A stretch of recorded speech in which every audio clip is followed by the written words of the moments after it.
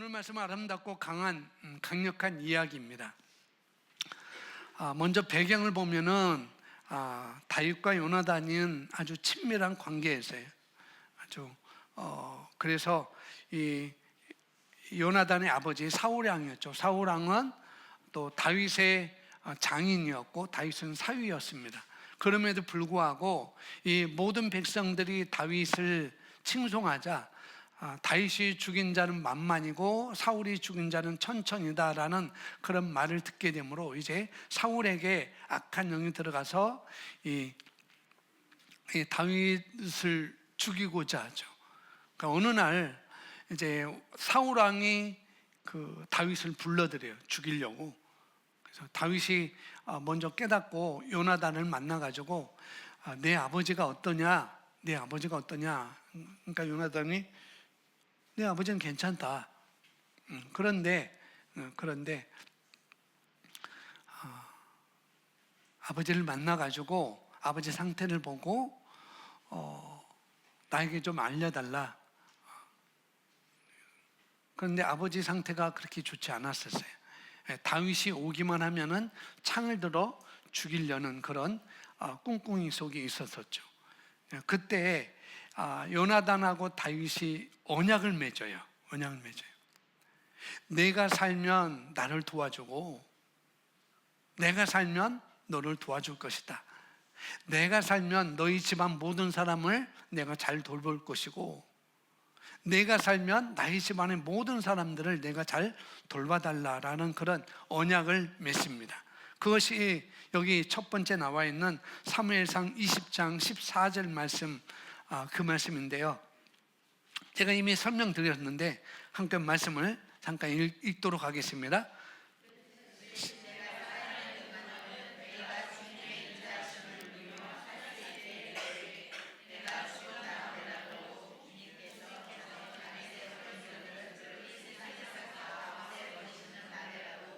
나의 집안과 의를 끊지 말고 지켜주게. 세번역번역으로 써놔서 이렇게 되세요. 지켜주게 이렇게 됐습니다. 그러니까 그렇게 요나단하고 다윗이 이렇게 언약을 맺었죠. 내가 먼저 죽으면 나의 가족을 내가 돌봐주고 내가 먼저 죽으면 내 가족을 내가 돌봐주겠다. 그런데 요나단이 블레셋 군대가 쳐들어와 가지고 요나단이 그 전쟁에 나가서 이 사울 왕과 요나단이 전쟁에 나가서 그 길보아 전장에서 그만 죽게 돼요. 그 전쟁에서 죽게 될 때 블레셋 군대들이 이제 사울 왕의 가족들을 다 죽이려고 올 때 이 요나단에게 아들이 있었는데 바로 무비보셋이라는 아들이 있었는데 그 5살 된 이 무비보셋을 키우던 유모가 그만 그 무비보셋을 데리고 도망가다가 그냥 밑에 돌뿌리인지 나무뿌리인지 모르겠지만 거기에 걸려서 이 아이를 놓쳐버려요. 근데 그때 이 무비보셋이 2다리가 됐는지 1다리가 됐는지 모르겠어요. 그때부터 이 무비보셋은 절름발이가 되면서 살 수밖에 없죠.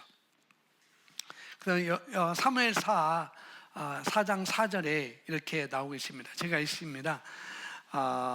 그래서 이 사울이 이 다윗이 그 요나단하고 그 약속한 것이 있기 때문에 언약한 것이 있기 때문에 이미 사울 왕도 죽었고 요나단도 죽었고 그래서 그때 갑자기 생각나서 이 사울 왕의 가족 또 요나단의 가족에 남아있는 자가 누군가 그 생각이 나서 그걸 찾고자 합니다.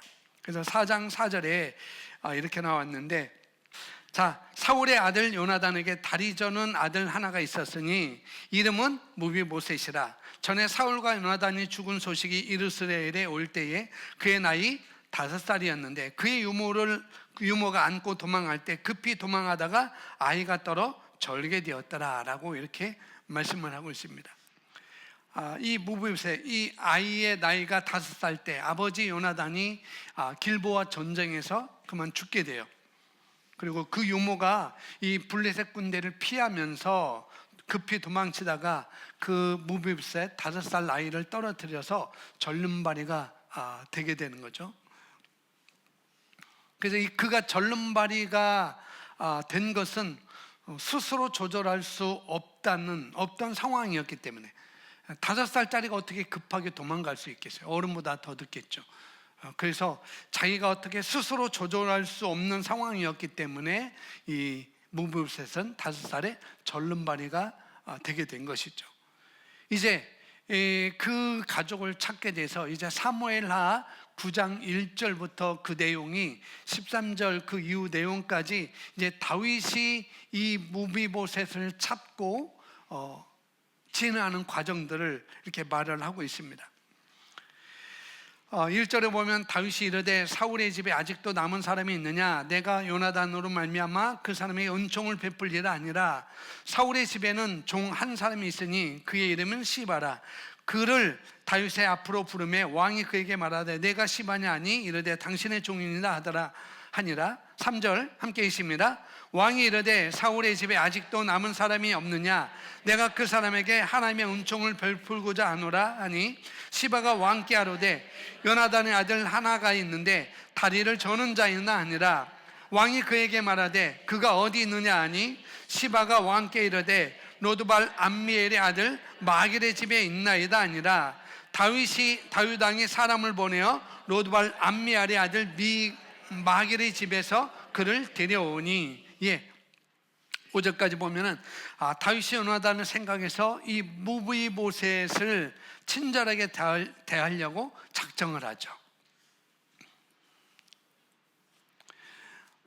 이것을 통해서 우리가 알 것은 우리는 하나님이 저와 여러분을 사랑하시는 것을 거절할 수 없다는 거예요. 거절할 수 없어요. 지금도 거절하는 사람들이 있는데 그렇게 말할 수 있어요. 그분의 사랑을 받기에 너무나도 자격이 없는 것처럼 우리가 거절할 수 없다는 거예요. 왜? 그분은 우리가 죄인이었을 때, 우리가 아직 연약할 때 우리를 부르셨기 때문에 그렇다는 것이죠. 그러면 6절에 이렇게 말합니다. 사울의 손자 요나단의 아들 무비보셋이 다윗에게 나와 그 앞에 엎드려 절하매 다윗이 이르되 무비보셋이여 하니 그가 이르기를 보소서 당신의 종이니이다. 7절 다윗이 그에게 이르되 무서워하지 말라. 내가 반드시 내 아버지 요나단으로 말미암아 내게 은총을 베풀리라. 내가 내 할아버지 사울의 모든 밭을 다 내게 도로 주겠고 또 너는 항상 내 상에서 떡을 먹을지니라 하니. 다윗 왕은 직접 자기가 나서서 이 무비보셋을 찾게 되는 것이죠. 그가 살던 곳에서 이제 자기가 살던 다윗성으로, 예루살렘 가까이 다윗성으로 옮기기도 합니다. 그리고 왕의 식탁에서 정기적으로 식사를 하게 했어요. 왕의 식탁은 아무나 갈 수 없습니다. 왕의 가족만 갈 수 있고 또 때로는 왕의 가족조차도 그 식탁에 함부로 갈 수가 없는 그런 시대였습니다. 그런데 이 다윗은 요나단과의 그 언약으로 인하여서 이 무비보셋을 찾게 되고 그 다른 집에 살던 그것을 이제 다윗성으로 오게 해서 집이 바뀐 것이죠. 사는 곳이 바뀐 거예요. 마치 우리가 흑암의 나라에서 우리를 구원하셔서 사랑의 아들의 나라로 우리를 옮긴 것처럼 이 무비보셋을 그런 자리에서 왕에 있는 자리로 옮겼을 뿐만 아니라 또 뭐예요? 왕의 식탁에서 함께 먹을 수 있는 그런 신분의 변화까지 오게 되는 것을 볼 수가 있습니다. 그러면서 다윗은 또한 그에게 그의 할아버지인 그를 다윗성으로 부를 뿐만 아니라 또 왕의 식탁에서 함께 먹을 수 있는 그런 권세를 주었을 뿐만 아니라 또 그에게 재산까지, 자기 할아버지의 가지고 있던 재산까지, 사울에게 속해 있던 땅을 찾아주고 또 전체 10명, 15명의 아들도 많았던 것 같아요. 무비보셋 15명의 아들과 이 무비보셋의 수하에 둔 20명의 하인에게 이 무비보셋의 땅을 경작하도록 어떻게 해요? 명령을 내요. 그러니까 이 무비보셋에 대한 이 다윗의 사랑은 엄격하게 대리되고 있고 또 언약에 의한 것이었으며, 누구? 아버지와 관계된 언약. 아버지 요나단과 다윗의 그런 관계였었는데, 이제 대리로서 누가요? 무비보셋이 언약을, 그것을 취하게 되는 것을 볼 수가 있습니다. 그 무비보셋에게는 다른 사람으로부터 사랑받을 만한 이유가 없었어요. 절름발이었고 실패한 자였고, 어떻게 보면은. 그럼에도 불구하고 다윗은 그 언약으로 그에게 단순하게 아가페를 쏟아붓는 모습을 여기서 볼 수가 있는 것이죠. 8절에 보면 이렇게 말합니다. 함께 읽습니다. 시작.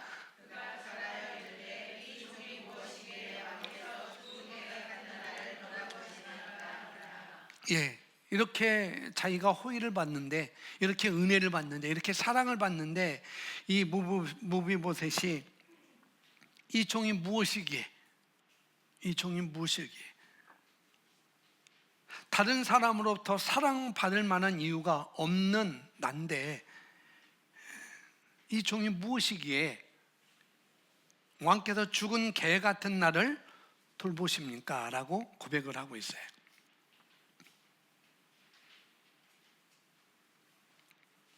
그런 사랑을 받을 것을 들은 이 무비보셋은 죽은 개 같은 나를 돌아보시나이까? 라고 말합니다. 이것은 여러분, 이 인물에도 이것은 자기 이해의 정죄라고 말해요. 자기 이해를 하는 정죄. 자기를 이해를 하고 그 다음에 자기를 또 정죄를 하죠. 그러니까 아무도 모를지라도 스스로 자신이 어떤 모습인지를 이 무비보셋은 알았던 것이죠. 내가 어떤 존재인지 알았어요. 이 무비보셋은 불안정하고 고아 같고, 또 그리고 버림받은 상태에 빠져 있음을 누구라도 쉽게 알 수 있었어요. 그는 자신이 다른 사람들에게 짐이라는 것을 또 알고 있었습니다. 그래서 우리는 스스로 죽은 개처럼 느낄 수 있으나 하나님은 우리가 살 것이라고 말씀하고 있어요. 이 무비보셋은 자기가 죽은 개 같은 그런 존재로 말하고 있지만은, 하나님은 다윗 왕을 통해서 어떻게 해요? 너는 나와 함께 먹을 거야, 너는 살 거야 라고 말을 해주는 것이죠. 자, 무비보셋은 두 발이 붉으거나 절름발인 것은 분명해요. 한 발이든 두 발이든 절름발인 것은 분명합니다. 자, 이것은 우리에게 시사한 바가 크다는 거예요.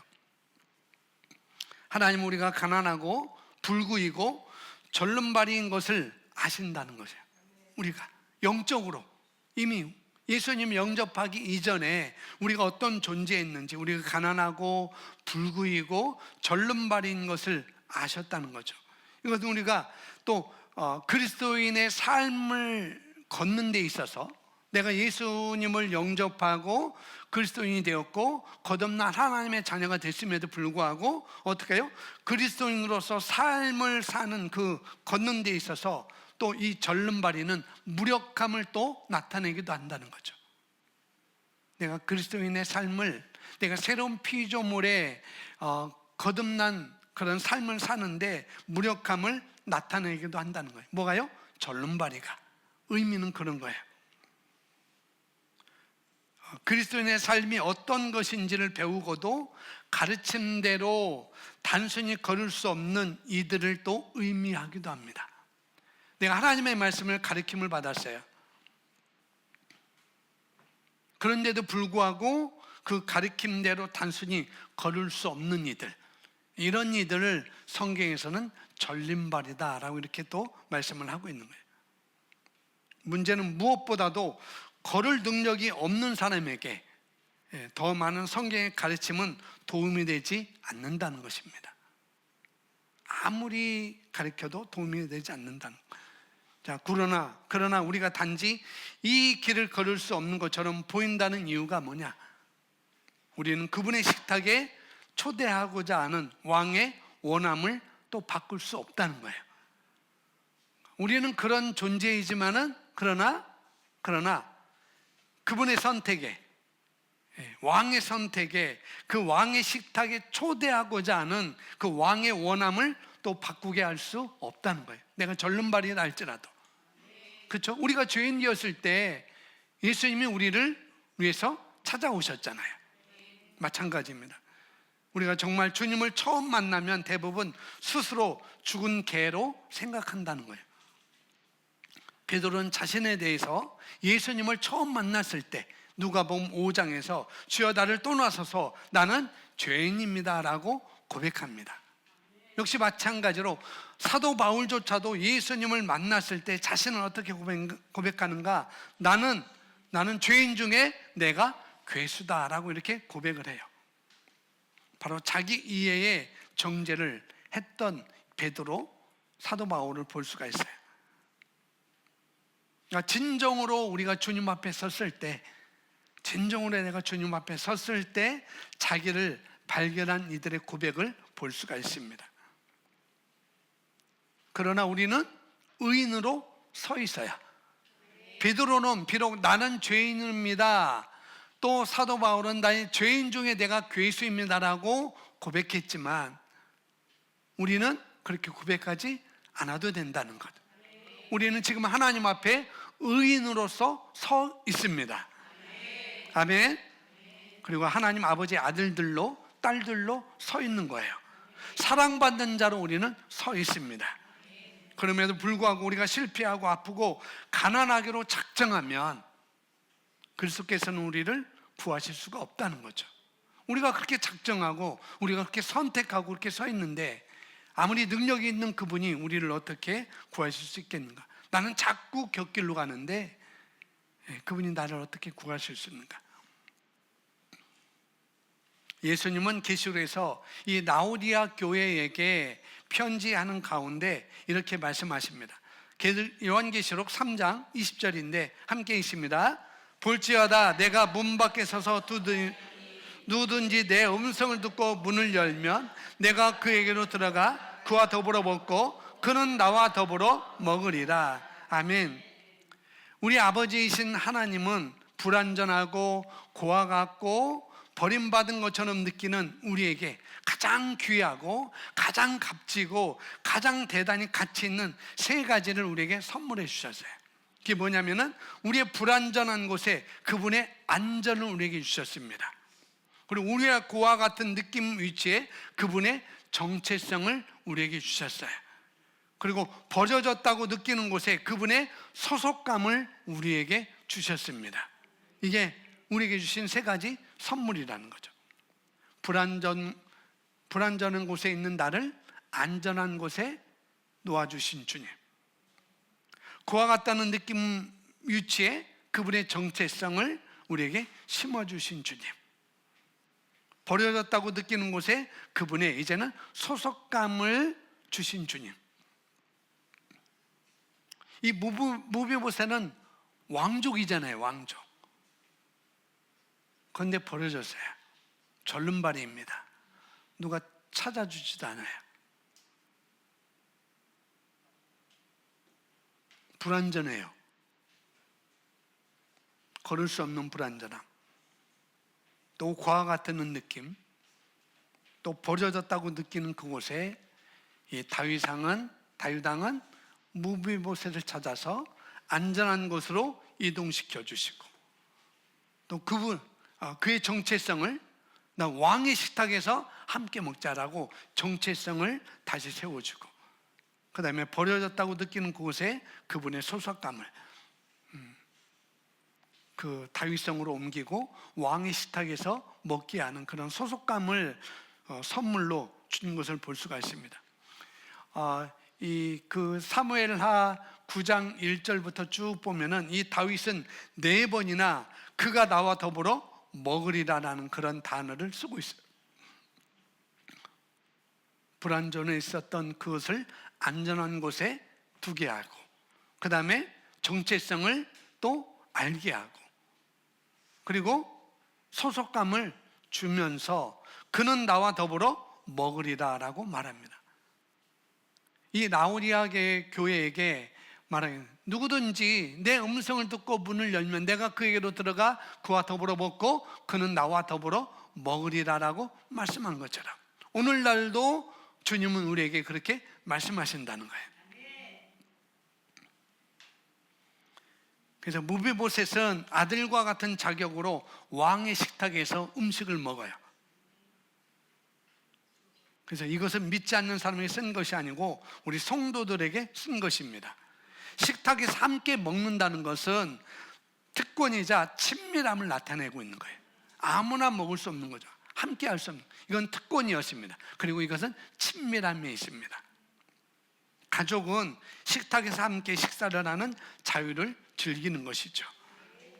이 무비보셋이라는 이름은 히브리 원어에 보면은 이렇게 써져 있습니다. 메피 보셰트 있는데 어원은 보시트라고 이렇게 되어 있어요. 어원은 보셰트 있는데 뜻은 뭐예요? 수치, 부끄러움, 또 우상이라는 그런 있는데 무비보셋, 그러니까 이 무비보셋의 이름은 수치를 파괴한다는 그런 의미가 있습니다. 그렇죠? 그렇게 살지만은 절름발이라는 자기 수치, 아무도 거들떠보지 않다는 그런 수치감에서 이제 다윗 왕을 통해서 그 수치가 다 파괴되는 것, 다윗성으로 오면서 그런 것을 우리에게 보여주는 것이죠. 자, 이 전체 이유를 비유로 풀면 우리를 무비보셋으로, 나를 무비보셋으로, 다윗을 그럼 누구 계세요? 예수님으로 쉽게 우리는 대비할 수 있습니다. 수치를 파괴한 것은 무비보셋이 했던 것이 아니죠. 그죠? 아담과 하와의 수치를 가려줬던 것은 비록 자기들이 했지만 나중에 누가 했어요? 하나님께서 직접 가죽옷을 입혀서 그들의 수치를 어떻게 해요? 가려주셨어요. 우리의 수치, 절름발이, 살 수 없는 그와 같은 우리를 어떻게 해요? 예수님께서 우리의 모든 수치를 다 율법의 저주에서 우리를 다 가려주셨습니다. 십자가에서 다 가려주신 것이죠. 그러니까 수치를 피한 것은 이 무비보셋이 했던 것이 아니고 누군가가 그를 대신해서 해준 거라는 거죠. 예수님은 우리의 두 발이 붉은 것을 아셨고 또 우리가 왕의 식탁에서 먹을 수 있도록 기꺼이 값을 치르셨습니다. 여러분, 먹는 것을 통해 생명과 건강을 얻을 수 있습니다. 아멘. 요한복음 6장 51절부터 53절에 보면은 예수님은 성찬에 대해서 우리에게 말씀을 해주고 있어요. 함께 있습니다. 51절 시작. 나는 하늘에서 내려온 살아있는 떡이니 사람이 이 떡을 먹으면 영생하리라. 내가 줄 떡은 곧 세상을 생명을 위한 내 살이나 하시니라. 그러므로 유대인들이 서로 다투어 이르되 이 사람이 어찌 능히 자기 살로 우리에게 주어 먹게 하겠느냐. 예수께서 이르시되 내가 진실로 진실로 너희에게 이르노니 인자의 살을 먹지 아니하고 인자의 피를 마시지 아니하면 너희 속에 생명이 없느니라. 아멘. 예수님은 그분의 몸을 먹고 그분의 피를 마시는 것에 대해서 이 요한복음 6장에서 말씀을 하고 있습니다. 이 말씀은 거듭남이 아니라 이 말씀은 성찬을 우리에게 언급을 해주고 있어요. 우리는 성찬을 먹음으로써 거듭나는 것이 아니라 예수님께서 다 이루신 일에 우리가 신뢰를 둠으로써 우리는 거듭나는 것이죠. 그분을 받아들임으로 우리가 거듭나요. 그러니까 성찬은 이미 뭐예요? 믿는 자들을 위한 거라는 거죠. 그래서 우리가 성찬을 곧 할 텐데 우리가 성찬을 먹을 때 우리는 예수님을 생명의 빵으로 취하고 있는 거예요. 비록 카스테라 맛있는 빵을 먹지만 우리는 생명의 빵으로서 예수님을 취하고 있는 거라는 거죠. 그래서 우리가 성찬을 먹을 때마다 여러분은 예수님의 생명을 받았음을 인식하는 것입니다. 성찬을 먹을 때마다 여러분 예수님이 이기는 생명, 그분의 왕다운 생명, 그분의 질병 없는 생명을 받았음을 우리가 기념하는 거예요. 아멘. 그래서 우리가 빵을 들거나 잔을 들 때 우리가 고백하는 내용이 바로 그겁니다.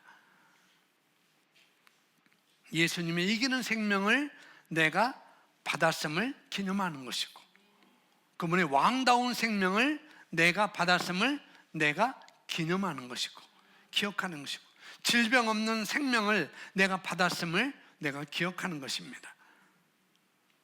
이 성찬이라는 것은 사람의 타락으로 초래된 저주를 되돌리는 것으로 하나님께서 제정하신 어떤 방식인 것입니다.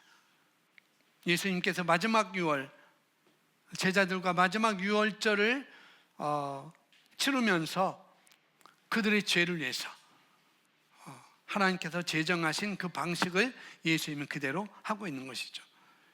우리 사람의 전적인 타락은 아담의 먹는 행위 하나 때문에 일어났죠. 그죠? 먹는 행위. 아담이 먹은 것으로, 무엇을? 선악을 알게 하는 나무 열매를 먹음으로써 그 우리의 모든 인류의 전적인 타락이 오게 된 것입니다. 만약 아담이 이 선악과 이 선악 지식나무 열매를 먹지 않았다면 사람은 여전히 그 에덴 동산의 낙원에 있을 것이고, 또 질병과 결핍과 노화와 염려가 없었을 것이에요. 만일 질병과 죽음이 아담이 먹는 행위 하나를 통해서 세상에 들어왔다면, 그렇게 들어온 것이죠, 사실상. 그러나 또 다른 먹는 행위로서, 우리가 성찬으로서 예수님의 살과 피를 우리가 먹음으로써 우리는 다시 건강과 온전함을 얻어갈 수 있는 존재가 되었다는 거예요. 아멘. 아담이 먹는 것으로 인하여서 질병이 들어오고, 또 결핍이 들어오고, 노화가 들어오고, 염려가 들어왔다면, 이제 우리가 성찬을 우리가 먹음을 통해서, 성찬을 우리가 행함을, 참여함을 통해서 이 모든 것이 다 우리의 건강, 우리의 관계, 우리의 재정, 이 모든 것을, 온전함을 우리가 얻어갈 수 있는 것입니다. 질병이라는 것, 연약함이라는 것, 우울이라는 것, 이것은 타락의 결과들입니다. 타락으로 인해서 우리에게 온 것이죠. 그러나 주님의 만찬을 우리가 먹음을 통해서 모든 것을 되돌릴 수가 있습니다. 성찬을 우리가 먹으면 먹을수록 여러분은 점점 더 건강해지고 더 강해질 것입니다. 아멘. 사도행전 2장 42절에도 이 초대교회에서 행했던 것인데, 사도행전 2장 42절 함께 읽습니다. 그들이 사도들의 가르침을 받아 서로 교제하고 떡을 떼며 오로지 기도하기를 힘쓰니라. 아멘. 이 초대교회는 집집마다 다니며 계속 주의 만찬을 먹을 만큼 성찬의 능력을 믿었던 것 같아요. 그들은 하루에도 여러 번 함께 빵을 먹었던, 빵을 떼었습니다. 주님의 잔을 마시기도 했고. 하나님은 우리가 이 성찬을 받을 때 사랑받는다고 느껴져요. 우리가 성찬을 행할 때 우리 대부분은 그들 자신만의 사랑의 언어로 배우자를 사랑하는 것이 중요하다는 것을 알고 있습니다. 자신만의 언어로 나의 배우자를 사랑하는 것을 우리가 알고 있다는 거죠. 예를 들어서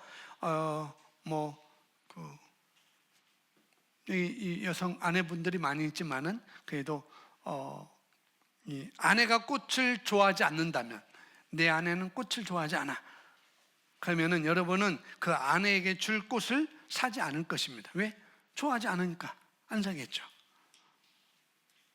만약 아내가 낭만적인 저녁 식사를 좋아한다면 여러분은 아내를 모시고 낭만적인 저녁 식사를 위해 데리고 나가겠죠.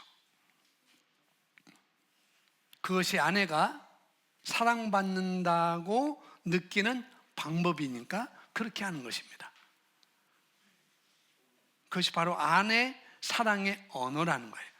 남편들에게 똑같습니다. 아내가 남편을 대하는 것도 그 사랑의 언어가 똑같다는 거죠. 자, 우리가 사랑하는 사람들처럼 내 자녀를 사랑하든지, 내 부모님을 사랑하든지, 아내를 사랑하든지, 남편을 사랑하든지, 그런 사랑하는 사람들처럼 하나님에게도 사랑의 언어가 있다는 거예요. 하나님, 우리가 그분의 식탁에 와서 너는 나와 더불어 왕의 식탁에서 먹으리라고 말한 것처럼,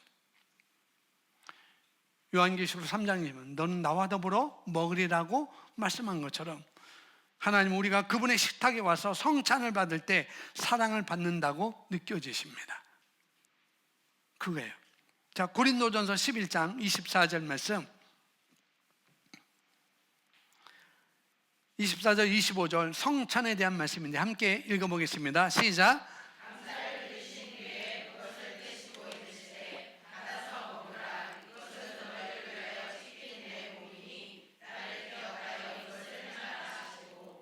저녁 식사 뒤에 또 그와 같은 방식으로 잔을 잡으시 이르시되 이 잔은 내 피로 세우는 새 상속의 언약이니 너희가 그것을 마실 때마다 나를 기념하여 이것을 행하라 하셨느니라. 아멘. 그러니까 하나님의 사랑의 언어는 성찬이라는 거예요.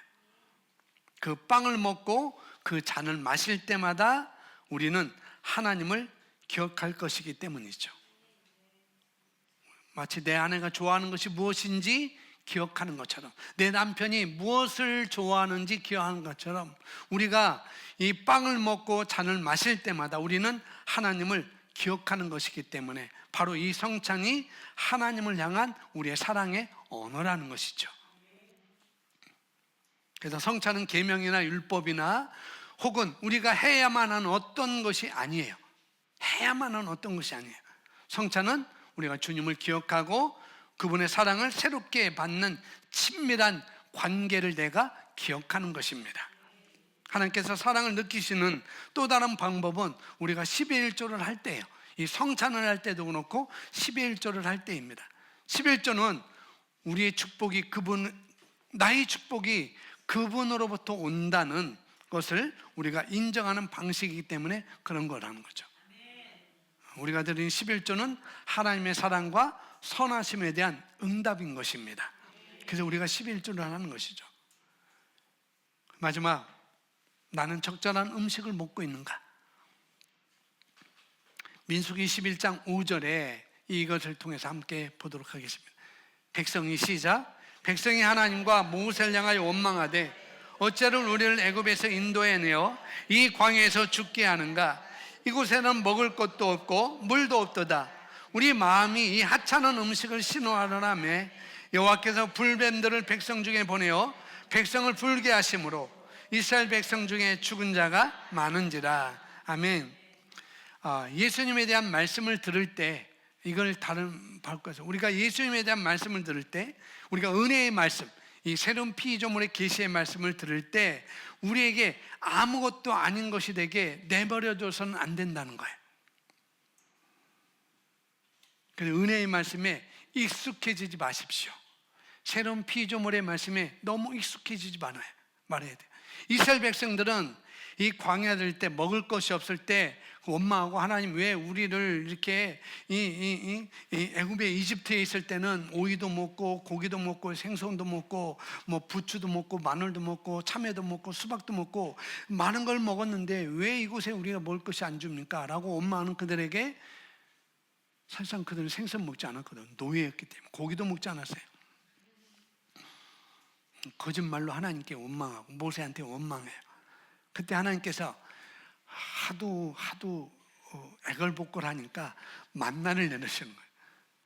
이들이 처음 이 만나를 먹을 때 정말 맛있다. 꿀 섞은 설탕 같다. 꿀 섞은 설탕? 아니요, 꿀 섞은 과자 같다. 그렇게 말했어요. 그것을 매일매일 먹게 되자 이제는 여기서 뭐예요? 이 하찮은 음식을 싫어한다고 말하는 거예요. 그러니까 우리가 말씀을 들을 때도 마찬가지입니다. 그 말씀이 아무것도 아닌 양 그렇게 듣지 말라는 거예요. 그렇게 가져가지 말라는 거예요. 또 그렇게 내버려둬서도 또 안 된다고 말씀을 하고 있어요. 예수님이 하신 일에 대해 들을 때마다 항상 우리의 삶을 위한 신선하고 아주 강력한 뭔가가 있습니다. 성경에서 예수님을 볼 때 우리는 양분을 얻고 또 구원받고 치유되며 우리의 삶은 영광에서 영광으로 변화됩니다. 하나님의 말씀을 할 때 심지어 저와 여러분의 결혼 생활도 그저 예수님을 바라봄으로써 변화될 수 있어요. 가정생활도. 예수님은 마귀는 우리가 예수님을 나의 믿음의 창조주시오 온전케 하시는 분임을 어떻게 해요?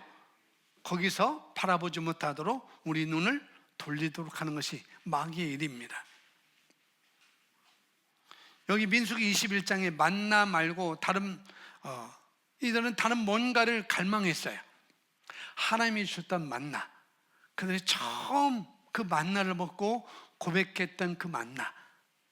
근데 그 만나가 익숙해지자 어떻게 해요? 이 하찮은 음식을 우리가 싫어한다고 말을 하게 돼요. 이상하죠? 그래서 이들은 만나 말고 다른 것을 갈망했던 이스라엘 백성은 다 죽어서 광야에서 묻히게 되죠. 그 6절에서 말씀하고 있어요. 그리고 그들은 약속의 땅에 이르지 못합니다. 그들이 하찮은 음식이라는 것은 또 더 격하게 이 지긋지긋한 음식이라는, 하나님이 주신 만나를, 이 지긋지긋한 음식을 우리가 싫어한다라고 그렇게 말합니다. 이 만나는 신약의 예수님을 의미하고 있어요. 예수님을. 생명의 양식, 참된 양식. 그래서 너희 조상은 광야에서 만나를 먹었거니와 라고 이렇게 6장에 쭉 말하면서 나는 하늘에서 내려온 참된 양식이다라고 말씀하는 것이 바로 우리가 읽었던 요한복음 6장 말씀이었습니다. 그들이 만나를 지겨워했기 때문에, 그 만나를 한착해 여겼기 때문에 그들의 보호가 제거된 것이죠. 그럼 그들은 광야에서 죽게 되었습니다. 만약 그들이 계속 그것을 먹고 그것에 대해 불평하지 않았다면 그들은 계속 건강했을 거예요. 약속의 땅에 들어갔을 것입니다. 그러나 그때조차도 하나님은 그들을 위해서 벗어날 길을 만드신 것을 볼 수가 있습니다. 뒤에 보면 어떻게 해요? 하나님은 그들에게 막대 위에 달린 불뱀의 형상을 만들게 해서 그것을 쳐다보게 하시고, 쳐다보는 자는 다 살게 된 역사를 피할 길을 내어주셨습니다. 여기서도 장대 위에 달린 불뱀은 바로 예수님을 또 의미를 하고 있는 것이죠. 이 모든 일들은 우리가 그것으로부터 배우도록 하기 위한 본보기로 하나님께서 우리에게 기록하셨다는 거예요. 저와 여러분이 사는 세상에는 많은 뱀들이 있어요. 많은 뱀들이 있어요. 설모사, 독사, 물뱀 그런 게 아니고 예를 들면 세상에 있는 많은 질병들이죠. 우리가 그것들 하나하나에 다 집중할 수는 없겠지만 너무나도 많으니까 집중할 수 없어요. 그러나 우리의 해답은 예수님 한 분에게만, 그분에게만 있으니 치유를 우리가 받으면 되는 것입니다. 아멘. 여기 이스라엘 백성이 하나님을 대적하고 모세를 대적하여 말하기를 왜 당신은 우리를 애굽에서 이집트에서 데리고 나와서 이 광야에서 죽게 합니까? 여기는 음식도 없고 물도 없고 우리는 이 가치 없는 빵이, 이 하찮은 빵이, 이 하찮은 음식이 이 지긋지긋합니다라고 고백을 하고 있어요. 그래서 하나님께서 이 백성들 가운데 불뱀을 보내서 그것들이 사람들을 물으니까 이 이스라엘 백성 중에 많은 이들이 죽은 것을 성경에서 기록하고 있습니다. 저와 여러분 마음에 이 하찮은 음식을 싫어하노라 하매, 이 하찮은이라는 단어는 히브리어로 경시하다는 그런 거예요. 경시했다는 거. 이스라엘 자손들은 만나를 중요시 여기지 않았어요. 만나는 신약에서는 예수님, 양식, 음식이니까 참된 양식으로 예수님을 의미를 하고 있는 거예요. 비유를 하고 있는 것이죠. 이스라엘 백성들은 만나를 중요시하지 않았습니다. 또 우리도 이 땅에 살면서 우리가 거듭났음에도 불구하고, 우리가 새 언약 아래에 있음에도 불구하고 우리 또한 예수님을 중요시 여기지 않을 수 있다는 거예요. 하찮은 음식, 경시하는 그런 것들, 내 삶 속에 그들은 그것을 하찮은 음식, 쓸데없는 빵으로 불렀습니다. 자, 이것이 저와 여러분에게 의미하는 것이 뭘까? 비록 우리가 성찬을 오늘 먹더라도 우리가 성찬을 우리가 행하도록 성찬을 경시하지 말라는 거예요. 카스테라 왜 이렇게 내가 조그매? 내 건 조그마하고 우리 애들은 그렇지. 내 건 조그마하고 쟤는 커. 애들은 그럴 수 있지만 우리는 다른 모습으로 경시할 수 있다는 거예요. 늘 해오던 것, 한 달에 한 번씩 해오던 것. 카스테라. 군사님이 포도를 사다가 담근 주. 우리는 그냥 단순하게 경시할 수 있다는 거죠. 이 성찬은 우리에게 신성한 건강을 풀어냅니다. 아멘. 왜? 오직 속량에 의해서만 얻을 수 있기 때문에. 이 성찬은 예수님의 속량을 의미하는 거잖아요. 그죠? 그래서 오직 속량에 의해서만 얻을 수 있는 것을 다른 타락한 창조물로부터 얻을 수는 없어요. 근데 이스라엘 백성들은 그걸 포기해버린 거죠. 이 만나를 통해서 그들이 건강을 얻을 수 있고 약속의 땅에 들어갈 수 있는데 이것은 우리가 싫어해. 이제 이건 싫어. 이건 싫어. 내 입에 너무 그래. 내가 들어왔던 그 말하고 너무 똑같아. 그래서 첫 번째 얘기한 게 NCN 컨퍼런스에서 처음 서두에 들어갈 때 하신 말, 영적인 영역에서 우리가 해결해야 된다. 모든 것 다. 바로 그것입니다. 그런데 이들은 거기서 해결하려고 하지 않았어요. 다른 것을 요구했습니다. 다른 것을. 성찬은 예수님이 전부예요. 예수님. 다른 거 필요 없습니다. 성찬을 통해서 여러분 그분의 사랑을 먹으시기 바랍니다. 여러분의 사랑은 기쁨을 위해 그분 앞에 놓인 십자가로 가셨어요. 우리의 기쁨을 위해, 우리의 건강을 위해, 우리의 부여를 위해, 우리의 화목을 위해, 우리의 하나님의 아가페 사랑을 받기 위해 그분은 십자가로 가셨습니다. 우리는 이 하나님의 말씀을 통해 우리를 향한 그분의 사랑을 먹고 사는 것입니다. 또 성찬을 통해서 그렇게 우리는 하는 것이죠. 이 성찬을 하나의 의식으로 생각하지 말라는 거예요. 성찬을 여러분이 예수님과 교감하는 특별한 시간으로 여기시기 바랍니다.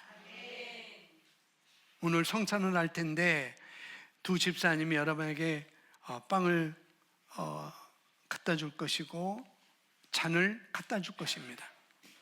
그때 저와 여러분이 기억할 것은 뭐냐면은 이 빵과 포도주를 지금 나에게 가져오시는 예수님 자신을 보시기 바랍니다. 개인 집사님, 한 집사님 보시지 마시고 이분들을 통해서 내게 다가오시는, 자신의 살과 자신의 피를 가지고 내게 다가오시는 그 예수님을 바라보라는 거예요. 그리고 그걸 받아 먹을 때 예수님께서 여러분을 사랑하신다는 사실을 또 믿으시기 바랍니다. 예수님의 몸은 저와 여러분을 위해서 부서졌어요. 그분의 피는 저와 여러분을 위해서 흘리셨습니다. 그분께서 채찍에 맞음으로, 그분이 채찍에 맞음으로, 그분이 몸이 부서짐으로 저와 여러분의 혈압이 치유됩니다. 당뇨가 치유됩니다. 두통이 사라집니다. 아토피가 사라집니다. 간이 온전해집니다. 장이 온전해집니다. 우리 머리부터 발끝까지 모든 것들이 다 온전해집니다. 성찬에 그것이 들어있어요. 아멘. 그리고 여러분, 모든 것이 내 마음까지도 강해지는 역사가 이 성찬에 있다는 것. 그래서 이스라엘 자손들이 첫 번째 유월절, 이 이집트에 나올 때 첫 유월절을 이집트에 지냈지만은 이들이 구원받기 위해서, 해방되기 위해서, 구출되기 위해서 그 이집트에서 유월절을 행하게 되죠. 어린 양을 잡게 됩니다. 그때 그 첫 유월절이 먹고 그들이 만찬을 했을 때 성경 말하면 그들 가운데 연약한 자가 하나도 없었다라고 말씀하고 있어요. 우리가 성찬을 먹을 때 그것이 오늘날 우리에게 주는 의미입니다. 그게 뭐냐? 마치 예수님께서 지금 막 죽으신 것처럼 주의 만찬을 여러분 먹으시기 바랍니다. 마지막 유월절 제자들 앞에 빵과 포도주를 놓고 이것은 너를 위해서 찢겨지는 내 몸이다, 너희를 위해서 흘리는 내 피다라고 말씀하시는